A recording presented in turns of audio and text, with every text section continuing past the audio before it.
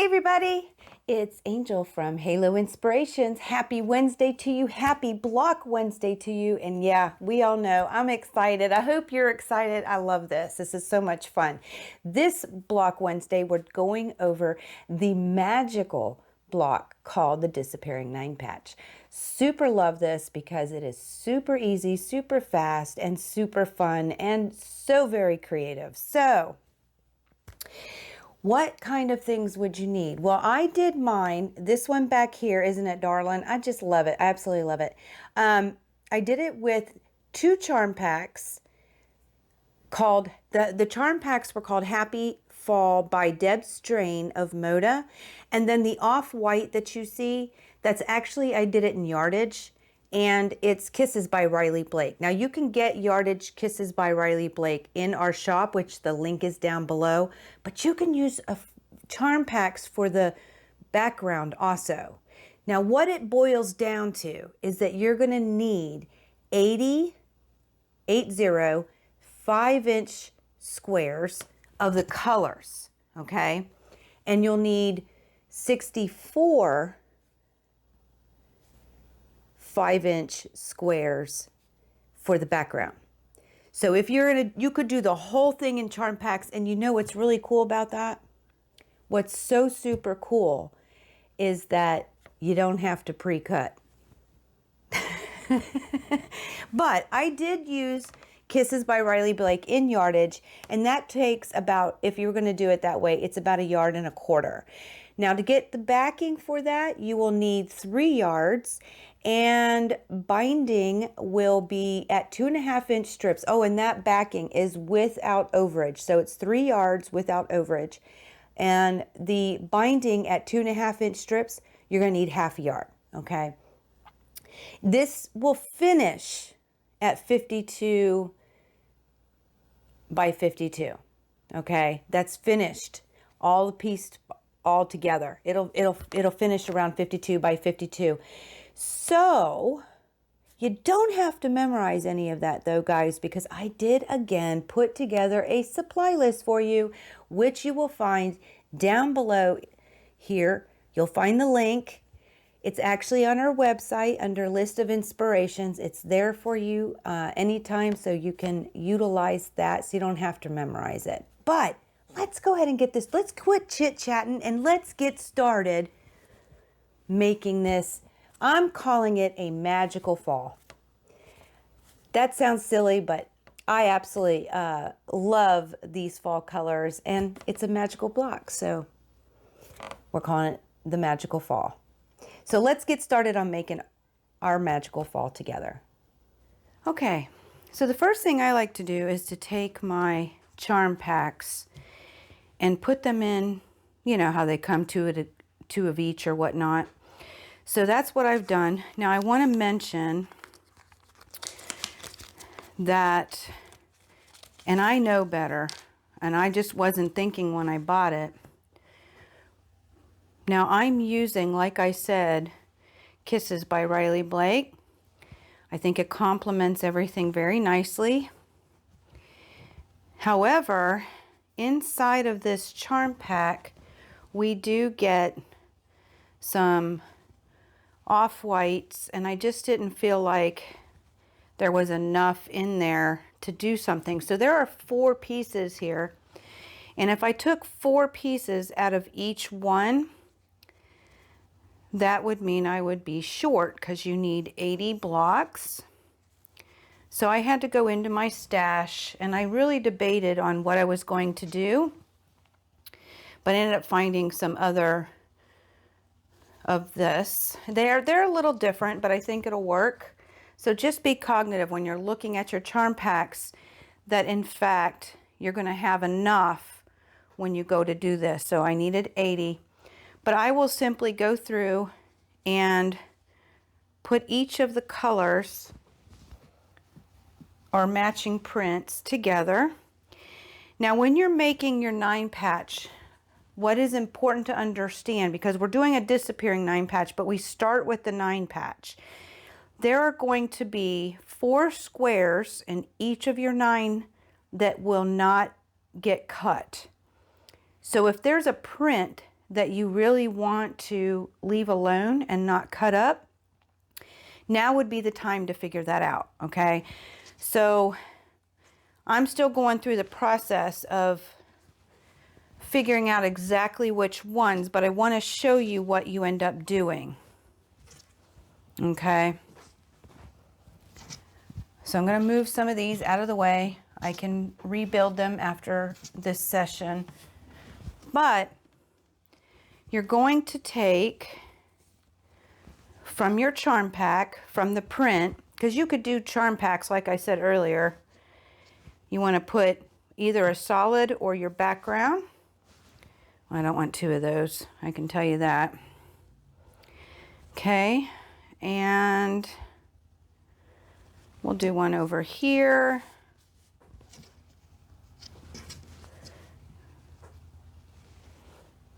Oh, this is definitely not how I'm going to end up, but I just want to show you how you're going to build these. Okay. So you have your prints that you want in 5 of the squares. Okay. And then you take your background and you do in the other 4. All right. Now, for those of you who are new, I'm going to take you to the sewing machine. I'm going to explain to you at this point, I would take it to my machine and I'm going to chain piece. And I'm going to, right now I need 16 blocks like this. So I'm going to go through all of my prints and decide what's going to go where in each block. And I'm going to build them up. So on the next block, I will just layer on top. And the 4 blocks that aren't going to be messed with, okay, are these 4 corners. They will stay together and not get cut.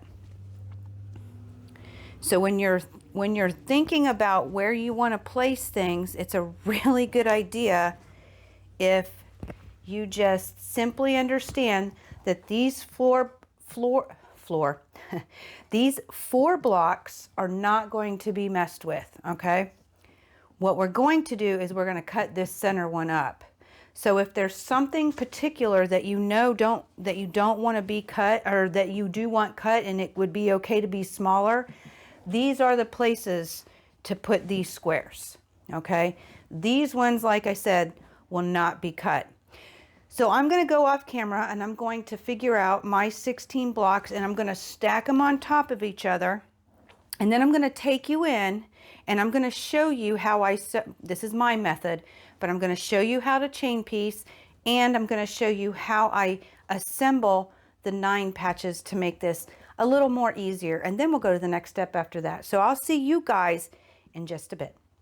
Okay. So what you're seeing right here, obviously, is just my first 2 rows. There is a third one down here, but I don't have my camera being able to be that high yet. So, this is just trying to explain to you about how I'm going to put this together, some of the pressing, and what exactly is chain piecing, why you can see my machine angle also, okay? So the first thing I'm going to do is I'm going to take this square, which is on my left, right? Correct? And I'm going to sew the first with the second. And I'm simply just going to take and flip it over, okay? I'm going to grab it from here. I'm going to put it underneath my sewing machine, all lined up nice and pretty. I already do have my 1/4 inch seam set up and ready to go. Okay. And I'm just simply going to sew the first 2 squares together. Normal stuff, right?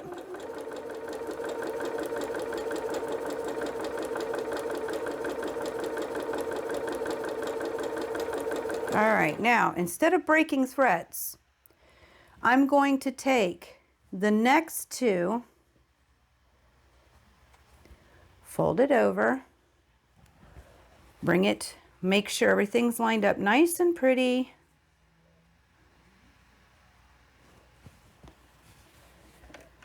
Set it underneath. I did not cut threads, and I'm making sure that the fabric is lined up right in front of my needle. It's actually touching it, and I'll sew the next one.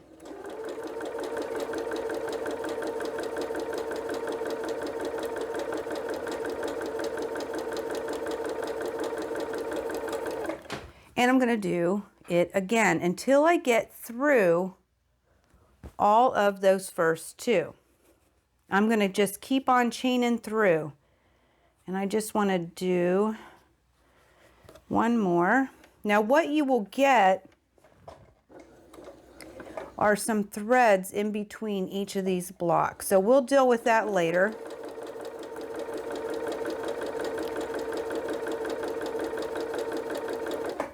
But this is what we call chain piecing.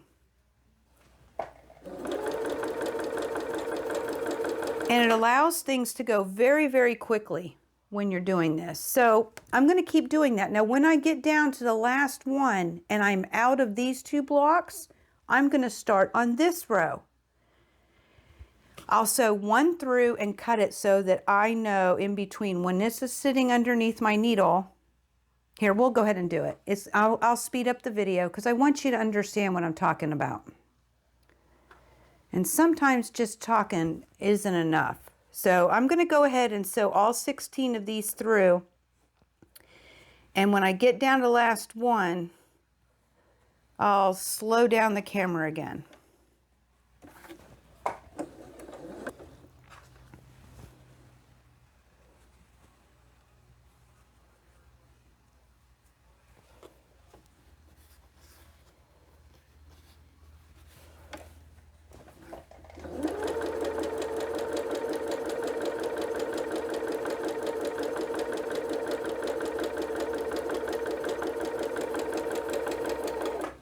Okay, now you've seen I've sewn all of my first two of the first row together. So now I'm going to go to the second row, and again I'm going to fold it over. By doing that, what it's doing is it is giving me my right sides together, okay? And you want to keep those right sides together. But I will take the next row,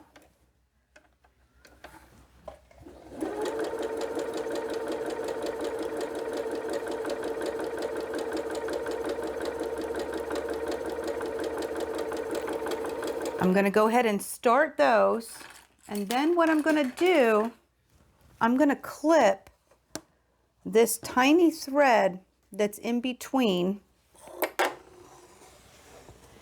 and I'm going to keep those separate, okay? And I'm going to make sure that I know which one is first, and I'm going to keep the first one on top, so that I know which one is on top, that is number 1. And I'm going to go to the end, which would be the last one, and I'm going to start clipping and put it in a pile. I'm going to take those little threads and clip them and put them in a pile from bottom to top so that they don't get out of order from the way that I wanted them to be, okay? So I'm going to go ahead and get all of that done. Which one is it? Okay. I don't want to get confused. All right. But in the meantime, now I would start the next row, doing the same thing, sewing these two together, chain piecing them along, and then when I'm done with this pile, I'll go to the third row and I'll sew those together. Now, as far as pressing this first row, when you get all of your first two together, in each row. This first row will press to the outside. It happens to be the dark side on mine, but I'm pressing to the outside. The second row, I'll press to the inside, which happens to be the dark, again. And on the third row, I'll press it the same as the first. And that way we'll get nested seams at the end. So let me go ahead and get all of the doubles, all of the first two of each of these three first rows sewn all together, pressed, and then I'll show you the next step. So I'll see you guys in just a second. Again, you're just seeing my first row really clear and part of the second one here, but the concept's the same. So we've got the first two blocks of both rows sewn together. These seams are pressed on the first row going towards the outside. Second row, they're pressed going towards the center. The next thing you're going to want to do is sew these third blocks to each row, and I'll do the same thing that we did to get these sewn. Take this third block, flip it over, sew these together. Get all of the first row sewn together, then all of the second row sewn together, and then all of the third row sewn together. And doing the same pressing method. First row, press out. Second row, press towards the center. And the third row, press like the first row, press going out. Once you get all of your rows sewn together, you're then going to sew your second row to your first row. Okay, get all of those sewn together, and then you're going to add the third row to the second row. So we'll have a 9 patch. Well, if you're doing the same number I am, you'll have 16 9 patches. So all sewn together, all ready for the next step. So I will get mine finished, and then I will see you at the cutting board for the very next step, where is the fun and the magic begins. Okay, so now the magic begins. So what you're going to do after you get all of your 9 patches together, you're going to take your ruler and you're going to line up along this seam on the 2 1/4. Now, where did I get that math? We had a 5-inch square in here, but we sewed along this strip and this strip together, correct? So we're going to take a 1/4 or a 1/2 inch off of this block. So that would be 4 1/2 inches. If we want the middle from the seam, that'll be 2 1/4. So make sure, because I've already done this wrong once, you check your measurements twice before you cut, but line up this seam on the 2 1/4. Simply take your rotary blade and cut. Without moving the block, you're going to switch around whatever ruler you're using. And again, this time, we're going to line up the 2 1/4 along this seam. Okay? Just trying to make sure I'm as straight as possible.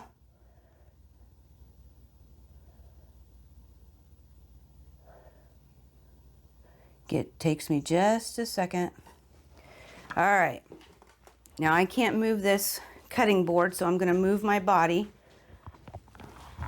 And then you're going to simply, I'm going to double check, guys. Makes me nervous. See, it's a little bit off. There we go. All right. Take your rotary cutter. This always makes me nervous because if you screw it up, you got to make another block. Okay. Take your rotary cutter, and this time, cut this in half.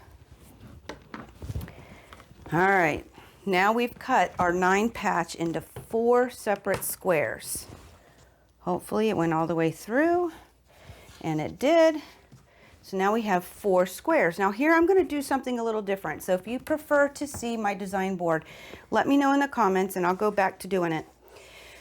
But after you get everything cut, Oh, now the fun begins. Okay, so I've got some other ones here. I don't know which way they went, but I'm going to put them together like a 9-patch. Okay, this is what we started with.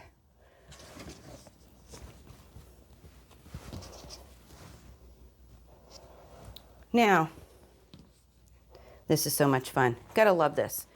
The first thing you can do, the first pattern I'll show you, is you can simply turn your blocks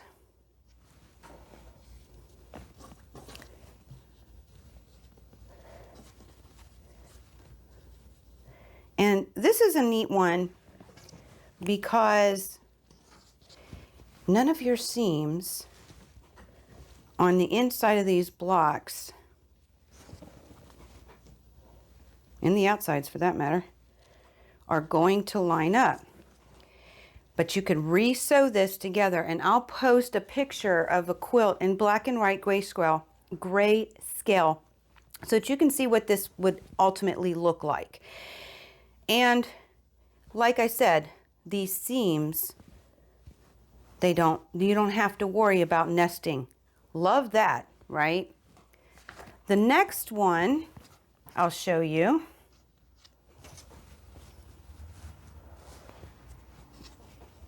basically you put all the large squares this time in the middle. Now this method you will have to worry about matching seams. So you need to be cognitive of which way, when you sew them together, which way you're going to press so that they nest nicely. But basically you've got a large square with some little ones, and I'll post this picture here so you could see the overall quilting, you know, if you were to do this in an overall quilt. The next one, basically what we're doing is kind of a weird thing, right?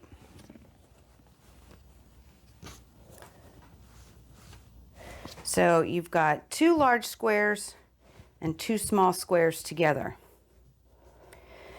And again, I'll put a picture up here, and if you look, you're still going to have to worry about nesting seams on this larger side. But it is another option. Now, if we go back to our regular, oh, let me think about this. Our original 9 patches. This is not a bad deal, and you wouldn't have to cut anything up, but it's not a disappearing at that point, right? And I'll post a picture what that would look like. But then the really cool thing about this is that you could take from, like, get them all up on your design wall, and you could do a lot of different things. So I've got different colors in the middle here. And you could do them all the same, or you could change them up. But this would allow you to play inside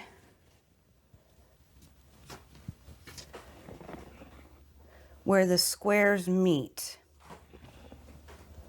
Now this is a gray scale that I'll put up there, and it kind of looks like a 9 patch, but I'm hoping with the lines it'll allow you to divert how this actually changes things a little bit, because then your these 2 centers, which were original full 5-inch squares, they're going to look like strips at this point. And of course your blocks are all going to be different right in the center. So that's another option. And you do have to worry again about nesting seams. So you're going to have to pay attention if you do this method, how in fact, which way you're going to press it so that they nest. So you might want to do this one up and this one down, but you'd have to pay attention to exactly how you're pressing so that your seams can nest. The last one is the one that I'm going to do. And the fun part is, oh, we'll start with that. Yeah, I got stuff everywhere here, guys. I've got lots of blocks. Remember, I've cut all mine up. So, all right, so we got that. It's similar to the first one that I showed you. The difference is my large block is up in the corner instead of the small block.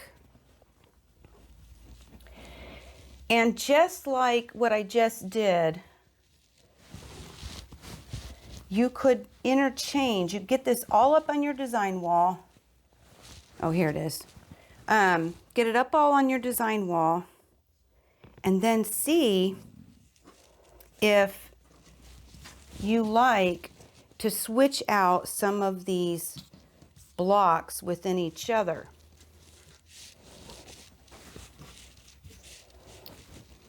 And I'll put the picture up here while I'm doing this. Takes me a minute. Trying to copy the one next to it. There we go. Very cool effect. And like I said, you could put this all up on your design wall, on your floor, on your table, wherever it is that you, or on your bed, wherever it is that you have room to work with it. And maybe I wanted to switch this block to get a black and orange, or change this or match it next to the one next to it. Maybe I wanted to put a green one in here. But once you have everything laid out, you're going to be able to see that a lot easier. You don't have to do that. It's not a necessary whatsoever, but it is an option. So this is the magic of the disappearing 9 patch, where you get to simply build a simple block. And if you use all charm packs, there's no pre-cutting, right? So you could just simply sew all your 9 patches together, put them all out, cut along those edges, along those seams, and then start to mix and match. And then when you decide exactly what you want to put together, if you look here, this was an original 9 patch, these 4 blocks, it is now a 4 patch. So again, I will chain piece all of the tops together, then all of the bottoms, making sure I press that new seam in opposite directions so that they will nest when I go to sew them all together. So that is, and then once you have all your 4 patches together, then you just simply sew the rest of this together. And that is the magic behind the 9 patch, and the disappearing 9 patch is what that's actually called. So I'm going to finish this all up, and I will see you guys in just a second.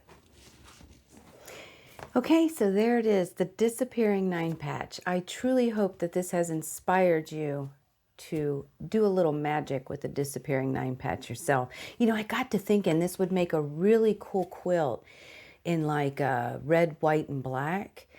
Using an off-white or a white background. The center square, which gets cut up into the 2 smaller squares, you could do as black, so they're all black in the quilt, and then the larger squares could all be reds. I just think that would make a really amazing quilt. I was just thinking about it, thought I'd share that too. Well, if you have any questions, don't hesitate to drop them down below, or any comments. Love, love, love to hear them, which brings me to, if you have any questions or comments on the disappearing 9 patch, I will be live today at 3 p.m. Eastern Standard Time on our Facebook page, which the link you can find down below. If you decide to make one of these, or if you have, I'd love for you to come join us in the Creative Kingdom, our Facebook group. It's a wonderful community where you can post all your pictures, and we'd all love to see that. That would be amazing. Well, guys, until next week, I hope that you and have a fantabulous week, and I also hope and pray that you continue to be inspired, productive, and joyful, and never stop making your dreams in quilting come true. I love y'all. See y'all next week. Happy quilting!